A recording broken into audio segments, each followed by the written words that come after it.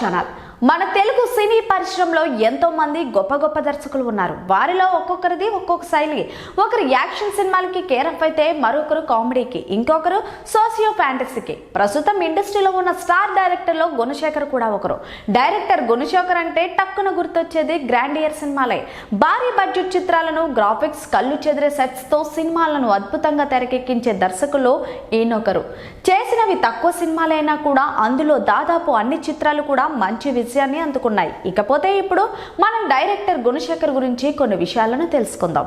Director Gunasekhar June 2, 1964లో నర్సీపట్నంలో జన్మించారు. విద్యాభ్యాసం అంతా అక్కడే పూర్తి చేసుకున్న గుణశేఖర్ చదువు పూర్తయిన తర్వాత సినిమాలపై ఉండే ఆసక్తితో సినిమా అవకాశాల కోసం వేట మొదలుపెట్టారు.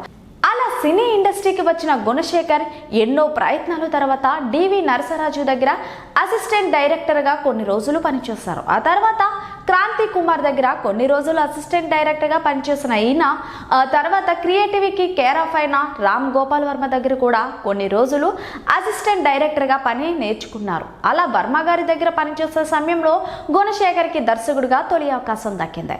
డైరెక్టర్గా గుణశేఖర్ తొలి సినిమా లాటే. పొలిటికల్ సెటర్గా తెరకెక్కిన ఈ సినిమా 1992లో విడుదలై మంచి విజయాన్ని అందుకుంది. అలాగే తొలి సినిమాకే నంది అవార్డ్, బెస్ట్ ఫిలింఫేర్ అవార్డును అందుకున్నారు. ఆ తర్వాత సొగసు చూడతరమా అనే సినిమా దర్శకత్వం వహించగా ఈ సినిమా కూడా మంచి విజయాన్ని అందుకుంది. ఈ సినిమాకి కూడా మరోసారి గుణశేఖర్కి నంది అవార్డు వచ్చింది.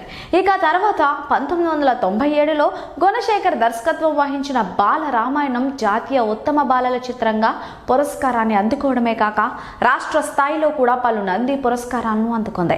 అంతర్జాతీయ బాలల చలన చిత్రోత్సవంలో ప్రదర్శించబడింది. ఆ తర్వాత మెగాస్టార్తో చూడాలని ఉంది సినిమా తీసి బ్లాక్ బస్టర్ హిట్ ని అందుకున్నాడు. ఈ సినిమా ద్వారా తెలుగు సినిమాకి డిటిఎస్ సౌండ్ ని పరిచయం చేశారు.